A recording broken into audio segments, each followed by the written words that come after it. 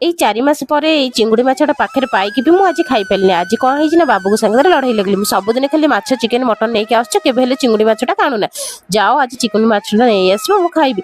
ଆଉ ସେ ମାର୍କେଟରୁ ଯାଇକି ସବୁ ଖୋଜିକିନି ଭେରାଇଟି ପ୍ରକାର ମାଛ ଦେଖିକି ଗୋଟେ ଭାକୁର ମାଛ ଆଉ ଚିଙ୍ଗୁଡ଼ି ମାଛକୁ ନେଇ ଆସିଥିଲେ। ତାପରେ ଶାଶୁ ବୋହୂ ଆମେ ବସିକି ବାଛିବାରେ ଲାଗି ପଡ଼ିଥିଲୁ। ଚିଙ୍ଗୁଡ଼ି ମାଛ ବଛା ବଛି ସାରିବା ପରେ ଶାଶୁ ବୋହୂ ତାପରେ ଚାଲିଗଲି ଭାକୁର ମାଛଟାକୁ ଧୁଆ ଧୋଇ କରିବା ପାଇଁ। ଆଉ ତାପରେ ମାଆଙ୍କୁ କହିଲି, ମା ଚିଙ୍ଗୁଡ଼ି ମାଛଟାକୁ ଭାଜି ଦେଇକି ଆଜି ତରକାରୀ ରାନ୍ଧିବା, କାହିଁକି ନା କେତେ ଦିନ ହେଲା ଚିଙ୍ଗୁଡ଼ି ମାଛର ତରକାରୀଟା ଆମେ ଖାଇନାହାନ୍ତି। ଆଉ ମାଛ ତରକାରୀ ତ ସବୁବେଳେ ଖାଉଛନ୍ତି, ଆଜି ଏଇ ମାଛ ତରକାରୀ, ଆଜି ମାଛଟାକୁ ଭାଜିକି ଭଜା ମାଛ ଖାଇବା ଆଉ ଚିଙ୍ଗୁଡ଼ି ମାଛର ତରକାରୀ ଖାଇବା। ମା କହିଲେ ତୋ ମନ ଯାହା ହଉଛି ତୁ ସେଇଆ କର। ତାପରେ ମୁଁ ମାଛ ଆଉ ଚିଙ୍ଗୁଡ଼ିଟାକୁ ଧୁଆ ଧୋଇ କରିଦେଇକି ମାଛ ଆଉ ଚିଙ୍ଗୁଡ଼ିରେ ହଳଦୀ ଲୁଣ ଗୋଳେଇଦେଲି। ଆଉ ତାପରେ କଢ଼େଇ ବସେଇକି ତେଲ ଗରମ କରିକି ତା ଦେହରେ ଚିଙ୍ଗୁଡ଼ି ଗୋଟେ ପରେ ଗୋଟେ ପକେଇକି ଚିଙ୍ଗୁଡ଼ିଟାକୁ ଭାଜିଦେଲି। ଚିଙ୍ଗୁଡ଼ି ଭଜା ସରିବା ଭିତରେ ମାଛଟାକୁ ଭାଜିବାକୁ ଆରମ୍ଭ କରିଛି କି ନାଇଁ, ମା ପୁଣି ମତେ ଦୁଆରୁ ଡାକିଲେ। ଦୌଡ଼ିକି ଯାଇକି ଦେଖିଲା ବେଳକୁ ବାପା ଆମର ହାତରେ ଚିକେନ ଧରିକି ଚାଲିଛନ୍ତି। ଆଉ ତାକୁ ଦେଖିକି ମୋ ମନ ତ ପୁରା ଖରାପ ହେଇଗଲା। ତାପରେ ସେଇ ଚିକେନଟାକୁ ଦେଖିକି ଭାବିଲି ଆଜି ମୁଁ କୋଉଟା ତରକାରୀ ରାନ୍ଧିବି ଆଉ କୋଉଟା ଭଜା କରିବି।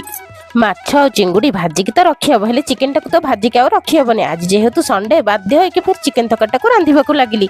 ତାପରେ ମା ଆସି କହିଲେ ଚିଙ୍ଗୁଡ଼ି ତରକାରୀ ରାନ୍ଧନା କି ମାଛ ତରକାରୀ ରାନ୍ଧନା, ମାଛ ଚିଙ୍ଗୁଡ଼ିକି ଭାଜିକି ରଖିଦେ, ହାଟବାର ଦିନ ଖାଇବା, ଆଉ ଆଜି ଚିକେନ ତରକାରୀ ରାନ୍ଧେ। ସତ କଥା ନା, ମନ କରିଥିବି ଯୋଉ ଜିନିଷଟା ସେଇ ଦିନ ସେଇ ଜିନିଷଟା ନ ଖାଇଲେ ମନଟା କେତେ ଯେ କଷ୍ଟ ହୋଇଥାଏ। ଏଇ ସବୁ ଘଟଣା ନିତିଦିନ ମୋ ସହିତ ଘଟୁଥାଏ। ଏତେ ସବୁ ପରିଶ୍ରମ କରିବି, ହେଲେ ଇଚ୍ଛା କରିଥିବି ଯୋଉ ଜିନିଷଟା କେବେ ହେଲେ ଖାଇପାରିବିନି। ଆପଣମାନଙ୍କ ଘରେ ଏସବୁ ଘଟଣା ଘଟେ କି ନାହିଁ କମେଣ୍ଟ କରିକି ନିହାତି କହନ୍ତୁ।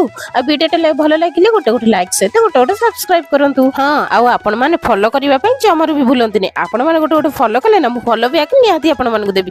ଆଉ ଏଇ ଚିକେନ ତରକାରୀ ରେସିପିଟା କାହାକୁ ପସନ୍ଦ ହେଲା କମେଣ୍ଟ କଲେ ଏହାର ବି ରିପ୍ଲାଏ ମୁଁ ନିହାତି ଦେବି।